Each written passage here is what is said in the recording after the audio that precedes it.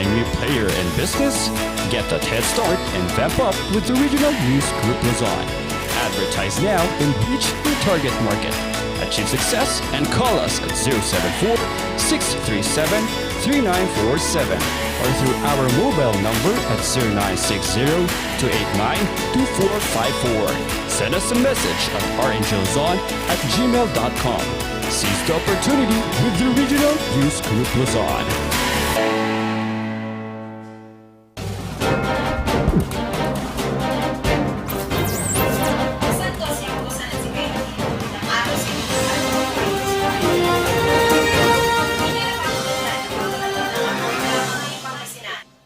Masanto si Agawad si kayo namin. Magandang hapon po sa inyong lahat. Ako po, Lynette Iris Paen. Makakasama po ninyo sa 30 minuto para po sa ating palatuntunan Inside Pangasinan.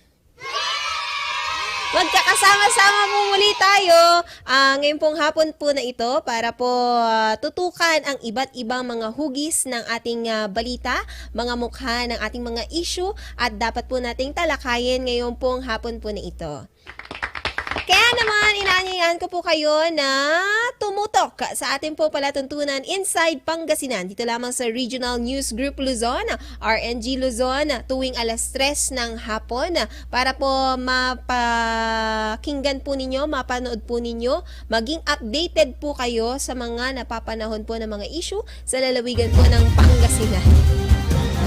Maliban po dyan, ay malalaman din po ninyo kung ano-ano pa yung mga dapat po nating pag-usapan. Gaya na lamang ng food stamp beneficiaries dapat daw na magtrabaho ayon po sa DSWD. 3-day workshop para sa itatayong government center isasagawa sa may Pangasinan. Makakapanayam din po natin si Police Captain Renan de la Cruz, ang Provincial Information Officer o ang Public Information Officer ng Pangasinan PPO para naman po malaman natin yung pagkakadeklara ng ating pong mga police stations sa lalawigan po ng Pangasinan bilang drug-free workplace. Kasi naman, 'di ba? Kung mayroong mga nahuhuli pa na mga illegal na droga sa lalawigan ng Pangasinan, well, yung mga kapulisan po namin sa lalawigan ng Pangasinan, malinis na malinis na malinis.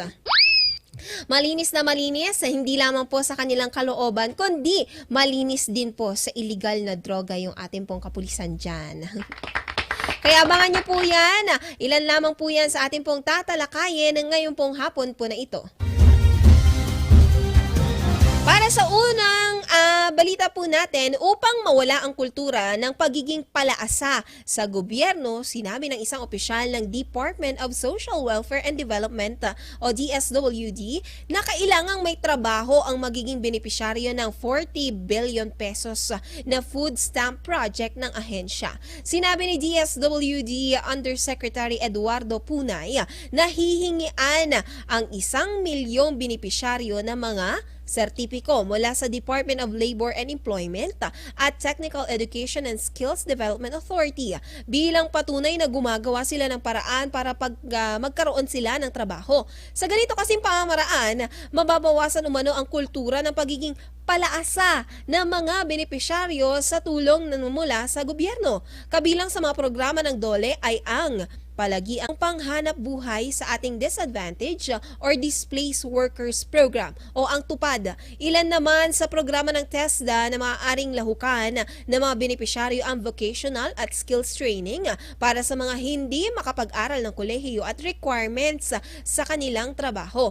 Nasa 1 milyong benepisyaryo ang natukoy na makikinabang sa naturang programa. Kabilang dito ang mga kumikita ng mas mababa pa sa 8,000 pesos o 8,000 piso kada buwan at hindi kayang kumain ng higit sa 1 meal kanilang kada araw. Tatanggap ang mga benepisyaryo ng 3,000 pesos o 3,000 piso kada buwan o nasa 36,000 pesos sa isang taon. Maaaring gamitin ito sa pagbili ng pagkain sa mga kapartner na grocery stores, supermarkets, iba pang tindahan at kadiwa centers ng pamahalaan. Ipamamahagi ang tulong sa pamamagitan ng top cards sa benepisyaryo na tinukoy at na-profile ng DSWD sa tulong ng Philippine Statistics Authority.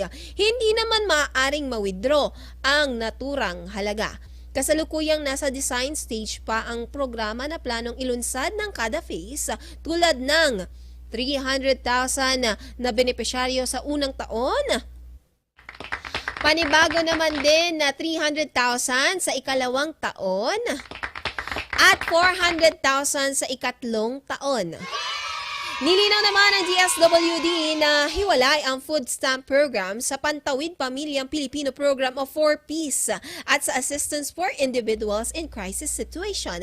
Pero paalala nga, doon po sa mga mapipiling benepisyaryo na mabibigyan po nitong food stamp program, kinakailangan talaga na kayo po ay magtrabaho. So meron talaga silang kukunin na certification mula sa Department of Labor and Employment at sa Technical Education and Skills Development Authority. Dahil nga, gaya po nung sinabi ko nung una, nung kakalabas pa lamang po ng programa hinggil dito sa food stamp, nung kakasimula pa lang pong pinag-uusapan po ito, di ba natalakay po natin yan, na kinakailangan po nung benepisyaryo, kung kayo po ay mapipili, ay makipag-ugnayan po kayo sa inyo pong peso, sa Public Employment and Services Office, sa inyo pong mga bayan at syudad, or sa inyo pong mga probinsya para magkaroon po kayo ng trabaho. Hindi kasi po pwede na bigyan na lamang kayo ng bigyan ng benepisyo ng gobyerno po natin at wala po kayong ginagawang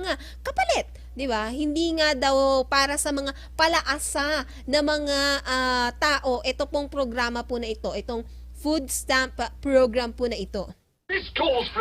Kasi naman, yung iba, basta mabigyan na lang kasi ng tulong, okay na sa kanila. Hindi na sila kakayod o kung anuman. Hey, I like your attitude. So, para maiwasan po yan, na kapalit ng food stamp beneficiary, ay kinakailangan kayo din ay gumawa naman ng paraan para maibalik ito pong tulong na naibibigay po sa inyo. Kasi in the long run, kapag nagustuhan po ninyo yung trabaho na inyo pong nakuha sa pamamagitan po ng DOLE or ng TESDA, ay ito rin makakatulong din po sa inyo. So bukod doon sa mga makukuha po ninyo na benepisyo mula po doon sa food stamp, magkakaroon na kayo ng stable na trabaho. Yung nagsisimula naman po ang lahat sa maliit. Kahit na ikaw ay di lumaki, Alright!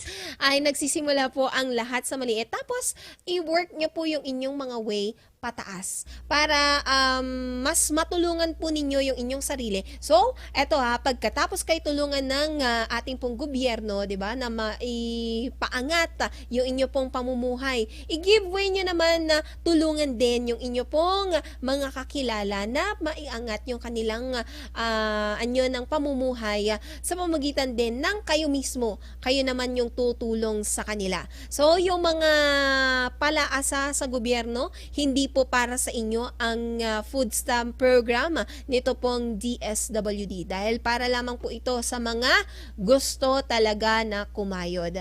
So yung mga 4Ps, iba din daw po itong programa na ito. Yung 4Ps, yung sa mas nakararami po na tumatangkilik po dito, yung Pantawid Pamilyang Pilipino Program, magkaiba po yun kesa po dito sa food stamp program. Kasi, di ba, ilan kasi doon sa mga napapansin ng ating pong mga otoridad, doon sa mga 4Ps po natin, sinasanla kasi nila yung kanilang mga cards, which is dapat ipinagbabawal. At ipinagbabawal po talaga. Kaso nga lang, marami talagang mga matitigas yung kanilang mga ugali na mga miyembro ng 4Ps. This calls for immediate discussion. Kaya naman, eto pong mga ganito, dapat nga talaga tinatanggal po talaga sila dun sa listahan niya. 'Di ba? Kasi kung ipinagpapatuloy po nila na gano'n, maliban do'n sa mga nagsasangla ha, do'n sa mga nakakatanggap talaga ng benepisyo mula sa 4Ps, meron nga diyan ipinangsusugal lang yung kanilang mga nakukuhang pera. Can I help you? 'Di ba? Imbes na ipunin po nila 'yan para sa kanilang pangkain sa pang-araw-araw or doon sa kanilang mga kasama na mga estudyante para pambili ng kanilang mga projects or makakatulong para sa kanilang pag-aaral sa school, allowance nila papasok at pauwi, 'di ba? Pamasahin nila sa kanilang pagpunta sa paaralan. Yung iba talagang mga magulang, meron at meron talaga diyan na ang sarap talagang kutusan. Hey, I like your At attitude. yung mga magulang po na yan, ang sarap din mga tirisin. Hey, I like your Kaya attitude. naman, sana matigil na po yung mga ganyan ng pag-uugali ng ilan sa mga 4Ps beneficiaries po natin.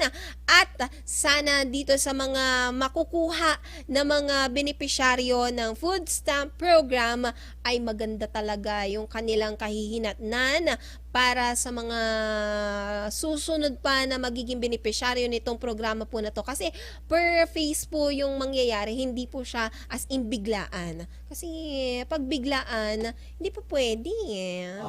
Kailangan talaga, step by step. So may phase 1, phase 2, phase 3 dapat mabigyan ng tulong ay mabibigyan. So yung may mga priority muna na dapat po mabigyan para po sa phase 1 at sana lahat no maging beneficiaryo deserving.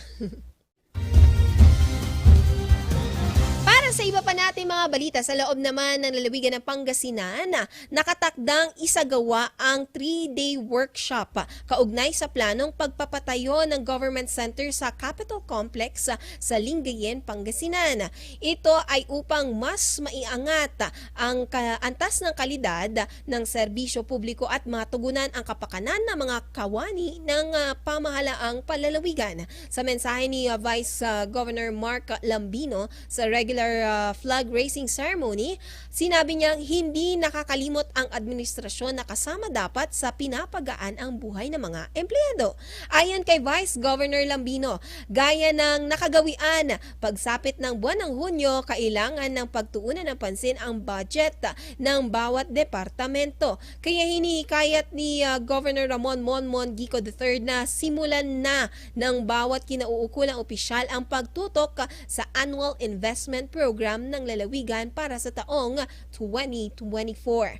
Kanya namang pinuri ang provincial government Enro at Office of the Provincial Treasurer sa pagtaas sa koleksyon sa quarry operations. Base sa report ng Provincial Treasury Office, mula sa Enero hanggang Mayo ng kasalukuyang taon, umabot na sa 28,503,171 pesos and 85 centavos ang nakolekta. Mas mataas ito kumpara sa 15,518,952 pesos and 48 cents na koleksyon mula noong Enero hanggang Disyembre noong 2022. Kaya naman, 'di ba, dapat lang talaga palakpakan yung ating Provincial Treasury Office at syempre yung ating pong Enro. Kaya nga merong mga nagbe-benchmarking diyan na hindi lang mula sa kalapit nating mga bayan kundi maging malalayong mga lalawigan. Pumupunta pa talaga sa lalawigan po ng Pangasinan para po alamin kung ano yung mga quarry operations, yung sistema po na ginagawa sa lalawigan po ng Pangasinan para po maging mataas yung koleksyon doon po sa quarrying. At ito naman pong 3-day workshop na kaugnay din po doon sa planong pagpapatayo ng government center sa Capitol Complex. Nakakada na po yung isagawa para, 'di ba, kung maganda na po yung serbisyo na napapaabot sa ating po mga kababayan sa ngayon sa lalawigan po ng Pangasinan, mas mapapataas pa daw yung kalidad ng serbisyo na inyo pong natatanggap sa ngayon sa pamamagitan po nitong ipapatayo na government center.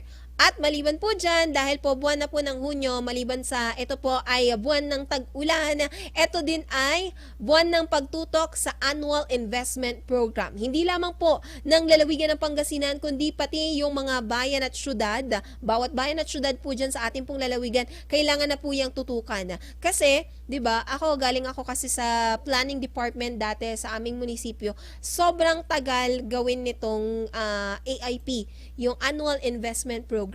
Ito talaga, tutok na tutok po dapat talaga yung inyo pong gobyerno, yung inyong mga empleyado, mga heads ng mga concerning agencies para mabuo ito, ma-polish nyo po talaga yung mga dapat po na mga proyektong dapat tutukan sa susunod na taon. Diba? Kalahati pa lang po ng taon ng 2023. Pero, ito na yung sinasabi nila na dapat advance na mag-isip para maganda yung kalalabasan ng inyong mga programa at proyekto sa susunod na taon. Maliban doon, kapag nagawa mo kasi ng maayos yung inyo pong AIP, mas mapapadali yung pag-implement mo naman nung inyo pong mga programa, activities at yung mga proyekto sa inyo pong mga lugar.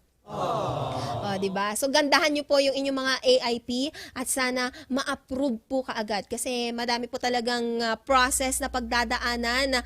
Ito, hihimay-himayin talaga bawat opisina sa inyo pong mga LGU. Talagang kinakailangan kumilos. Kung kinakailangan, dapat nga lahat ng opisina meron kayong mga programa, proyekto para nararamdaman kung talagang meron pa bang opisina dyan sa inyo. Alright! Diba? Baka kasi puro na lang kayo pa beauty. Kinakailangan din kumilos, kilos, kilos, kilos.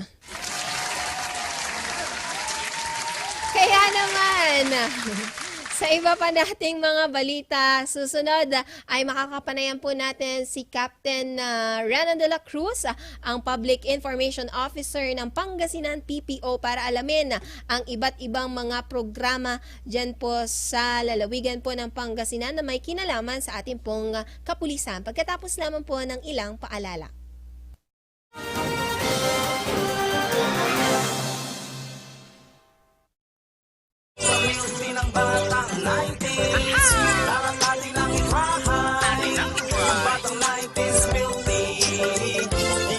Sisi promise sa milky ng batang 90s.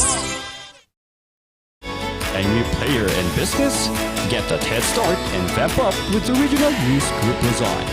Advertise now and reach your target market. Achieve success and call us at 074-637-3947 or through our mobile number at 0960-289-2454. Send us a message at rngluzon@gmail.com. Seize the opportunity with the Regional News Group Luzon.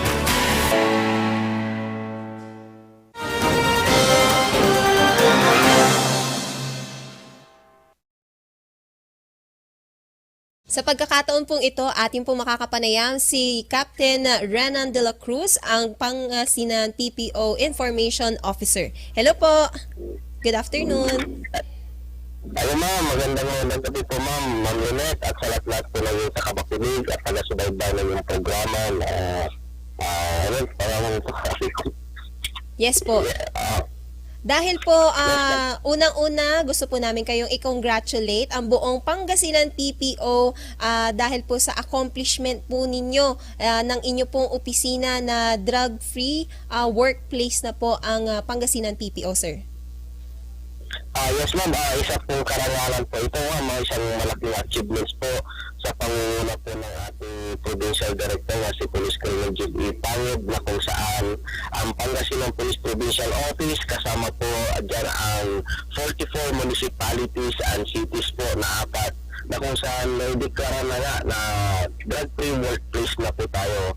So ito po ay alinsunod sa Republic Act 9165 ng Comprehensive Dangerous Drugs Act of 2002 na Article 5 ang implementing rules and regulation po at ng DOLE na Department of DOLE number 5303 na kung saan ito po ay nagawa na at nagkaroon ng katibayan ng Pangasinan Police Provincial Office ay drug-free workplace na po. At ito po ay nagbibigay ulit na integridad naming mga kapulisan dito sa Pangasinan na kung saan kami po ay hindi po umaayon sa mga illegal na droga, ma'am. So malinis po ang ating kapulisan dito, wala pong sino man ang involved po sa illegal na droga, ma'am. Yes po. Bago po ito makamit ng Pangasinan PNP, ano-ano po yung mga ginawa ng ating pong kapulisan para po sa accomplishment po na ito? Nakamit po natin ang accomplishment na ito, ma'am, no? Kasama po natin ang TODEA ng Regional Office ng provincial government headed by our Governor Ramon Monmon Gico III at ng DOLI po, at kasama po dyan ang ang ating local government units na kung saan sila po ay tuloy-tuloy na tumutulong din sa atin, at isinagawa po ito ayon sa direktiba ng ating provincial director na walang pulis ang sino man na mahuhuli na magpositibo sa dangerous drugs na ito, sapagkat ang lahat ng mahuhuli ay magkakaroon o may mapaglalagyan talaga. So ayon po ito, stricto po ang ating provincial director sa lahat ng kapulisan. Simula po nung siya po ay naupo bilang provincial director ng Pangasinan Police Provincial Office, ito po yung kanyang mahigpit na bilin na walang sino man sa aming mga hanay ang mapabilang dito sa mga magpositibo sa drugs na ito, illegal drugs na ito. At ganoon nga, mahigpit po ang sinagawa natin yan. Nagkaroon po ng random drug test sa lahat po ng kapulisan. So unannounced po yan, ma'am. Anytime po until such time na nung April and May ginanap po ang malawakang drug testing po. So before po yun na mangyari, ano po, ma'am, simula po nung naupo ang ating provincial director ay halos weekly po nagkakaroon po ng drug testing dito po sa ating probinsya. Random po. So hindi po namin alam kung sinong isasalang. Until nung April and May, yun po na malawakan na po na ginawang drug testing po sa lahat po ng kapulisan natin, at yun nga napatunayan na wala po ni isa man sa amin ang gumagamit po ng illegal na droga. Ito po ay dahil na rin sa tulong ng ating mga mamamayan, ng ating mga faith-based mga ministers, mga manggagawa ng Diyos na kung saan patuloy-tuloy po ang pagbibigay sa amin ng salita ng Diyos upang sa ganun nagiging gabay po namin ito.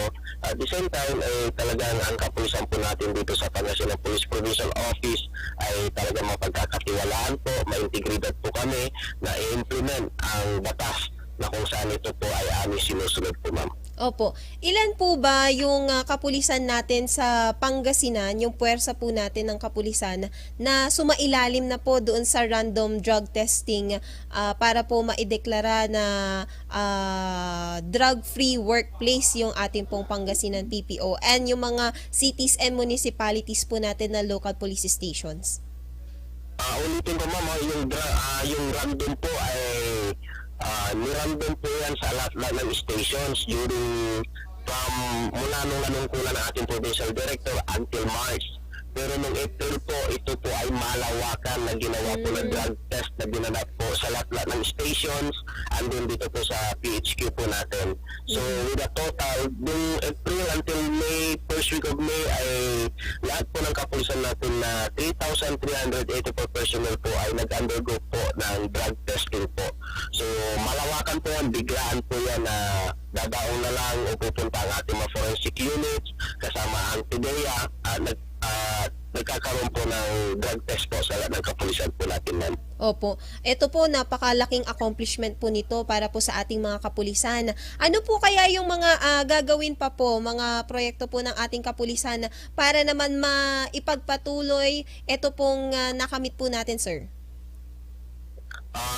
Una-una dyan, ma'am, ang ating Pangasinan Police Provincial po ay ayon po sa ating provincial director si Police Colonel Chief Ipangit, magtutuloy-tuloy po ang programa na ito na kung saan magkakaroon pa rin po ng mga surprise drug test sa lahat po ng ating kapulisan. Maliban po dyan, ma'am, upang mapanatili po namin, ma'am, yung aming integridad sa ating mamamayan na kami po ay talagang sa pagpapatupad namin ng batas dito sa illegal na droga ay pati rin po kami ay talagang nag-o-blind po, ma'am. At maliban po dyan ma'am, ano po, para mas lalong mapalawak, mapalakas ang ating ugnayan sa ating mamamayan, ay inilunsad din po ng ating Pangasinan Police Provincial Office. Ito po ang Police Express po ma'am na tinatawag po namin. Enhanced execution of police responses for excellent sustainment of safety. Ito po ay ilalagay po sa lahat po ng dako ng ating lalawigan. Ito po yung Pangasinan Police Express Modular Outpost po. Binilinsad po ito sa lahat po at na kung saan ang magiging objective po nito ay mas lalong mapalapit po ang ating kapulisan sa ating mamamayan at mas lalong mapalawak, mapabilis po anggarang action po ang maibibigay natin servisyo sa ating mamamayan. Kapag narinig po kami, na-confirm na po na kami ay drug-free workplace ng Pangasinan, ay nagagawa po natin mas mabuti ang ating trabaho kasama ng tiwala at suporta ng mamamayan natin. Opo. So, ibig po sabihin nito, sir, maliban po doon sa mga local police stations po natin, sa mga bayan at syudad, pwede na din po kayong lapitan sa pamamagitan po nitong Police Express. Yes, ma'am. Ito pong Police Express na ito, ma'am, ay nandun po ang serbisyo publiko na may bibigay natin sa agarang aksyon na may bibigay po natin sa ating mamamayan na nangangailangan ng tulong, na kung saan ito po ay ilulunsad o ito po ay nakapwesto, nakatalaga sa lahat-lahat ng dako dito sa ating lalawigan, especially doon po sa mga matataong lugar at saka sa highway po, ma'am. Kaya makikita niyo po yan, inumpisa na po kanina, binigay na po sa ating mga police stations yung kanilang mga modular outpost po, at makikita niyo na po yan ang PD's First Police Express Modular Outpost po, ma'am. Opo. Ito po bang mga outpost po na to, sir, magiging 24/7 na meron pong tataong mga pulis? Yes, ma'am. Yan po ang disenyo po yan, ma'am, para at least yung mga malalayo po ay mas lalong inilapit na po ang ating kapulisan sa mga malalayong lugar po, ma'am. Naku, napakaganda po nitong programa po na to. Kasi parang mas makikita yung police visibility ng ating pong kapulisan sa may lalawigan po ng Pangasinan dahil po sa Police Express po na ito, sir. Yes, ma'am, sapagkat ang pinaka-objective po natin ito ay mas lalong mapangalagaan ang kaligtasan at maibigay ang agarang aksyon o responde sa ating mga mamamayan na nangangailangan po ng tulong ng. Opo. Pag-uusapan na rin po natin, balikan ko lang din, sir, yung nangyari po na shoot for a cause dyan po sa may Pangasinan PPO nito lamang pong kamakailan. Yes, ma'am, ang shoot for a cause na ginanap po natin nung malakas ang kulog dito sa akin.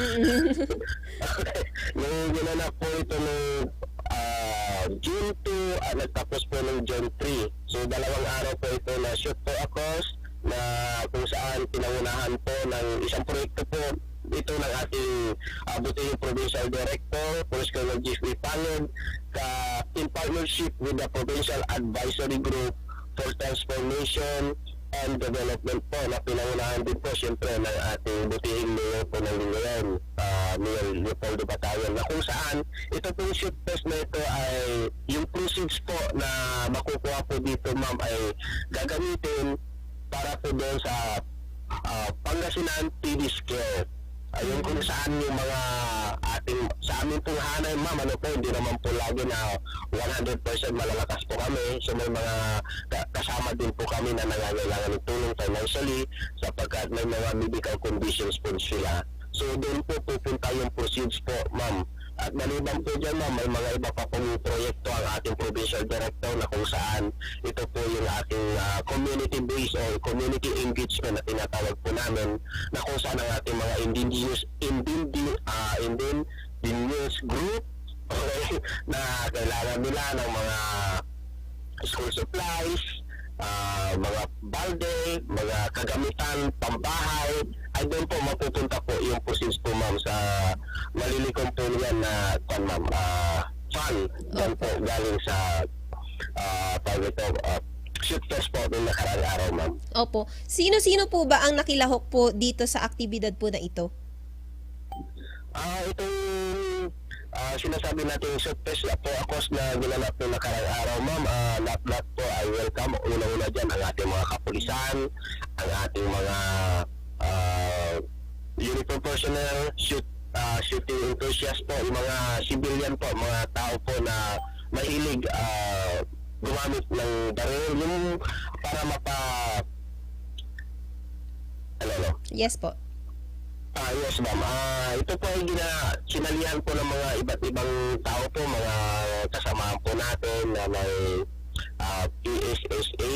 Ito po yung mga samahan ng mga shooters po dito sa Pangasinan, hindi lang po sa Pangasinan, naging regional at may mga kalaupa po na galing sa ibang region na kung saan ay dumalo po sila dito at nakilahok po sapagkat nakita po nila na napakalaban po ng programa ng ating provincial director dahil sa yung nalilikom po na financial dito ay mapupunta po sa pagkawang-gawa ng ating provincial director po upang ang ating mga kasamahan sa serbisyo na may medical conditions ay naibsan man lang ang kanilang burden para sa pag-surrender po nila ng kanilang medications. At maliban po dyan, ma'am, mayroon din po mga sumali dito ng mga politicians na kung saan pinakita po yung kanilang paggamit ng baril, wastong paggamit, disiplina, at saka yung kung paano po nila i-handle yung bawat obstacle na nilagay po doon, ma'am. Opo, kasi kahit na alam naman natin matitikas ang ating mga kapulisan, minsan-minsan din talaga dinadapuan pa rin talaga ng sakit yung ilan sa ating pong mga kasama. Ito po bang programa na ito ni PD, magiging regular po ba ito para makatulong syempre doon po sa mga nangangailangan po na mga kabaro, sir? Yes ma'am, ang previous project care ay nilunsad po nung ito po ay March.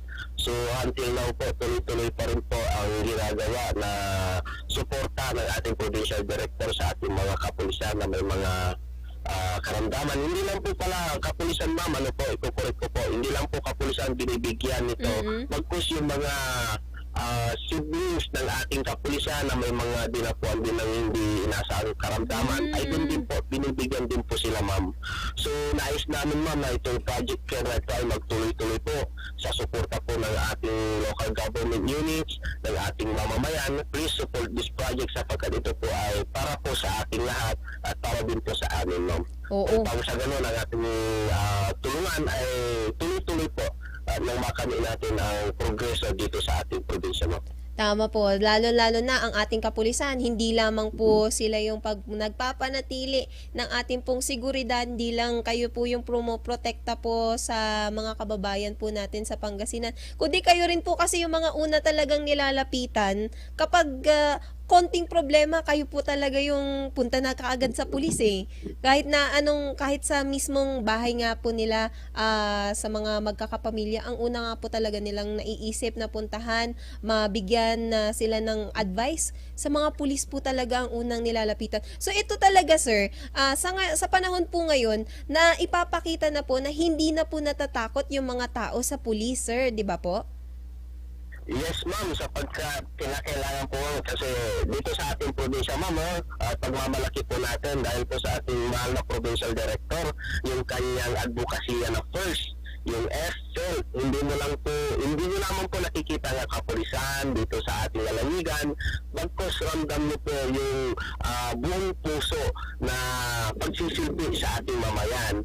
At saka isa pa, impartial, wala po kami kinikilingan pagdating po sa batas, ipapatupad po natin ito sa lahat-lahat po. At pangatlo, respectful po. Ibig kong sabihin, kami po ay marespeto sa lahat ng tao, ano man ang katayuan sa buhay, binibigay po namin yung tapang respeto sa kanila at saka quality public service. At dahil dyan po, kami po nakapulisan po ninyo ay mapagkakatiwalaan po ma'am. Gayun na nga po, napatunayan po ng kapulisan po natin ay malinis, hatid ay serbisyong malinis para sa ating mamamayan. Yes po. Maraming salamat po sa buong pusong pagsiservisyo sa lalawigan po ng Pangasinan. Sa buong puwersa po ng kapulisan sa lalawigan po ng Pangasinan. Maraming salamat po. Huling mensahe na lang po sa ating pong mga kababayan dyan po sa may lalawigan po ng Pangasinan, sir.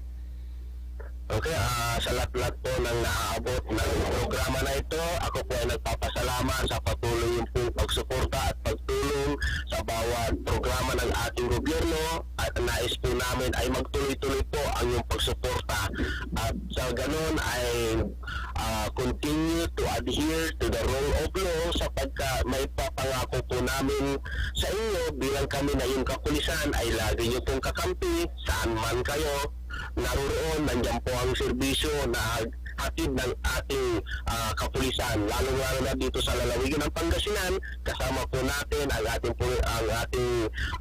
Provincial Director na si Police Colonel Jeff Ipangid, na ang serbisyo publiko na mula sa puso ay patuloy namin ihahatid sa inyo.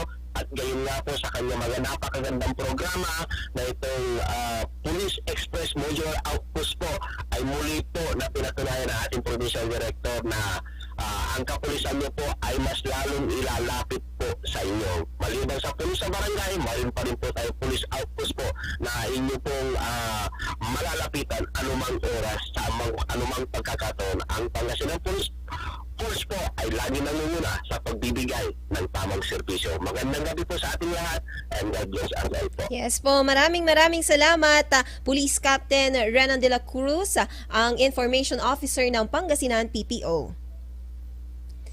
At sa iba pa nating mga balita ay tutukan yan sa ating pong pagbabalik.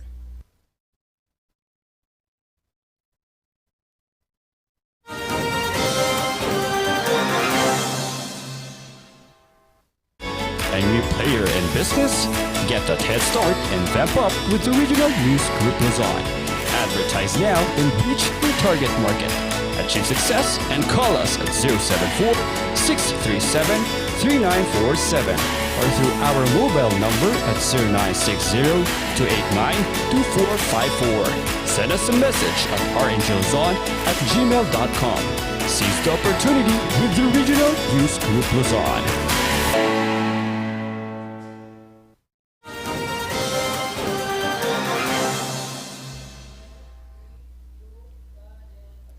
Nagbabalik po ang Inside Pangasinan dito lamang po sa Regional News Group Luzon o RNG Luzon. Ako pa rin po ang inyong kasama, Lynette Iris Paed. At sa pagkakataon po na ito ay public service announcement po muna tayo dahil dyan po sa may bayan po ng Rosales ay wala po kayong pasok, mapa-empleyado man or mga mag-aaral po natin. All levels po ito.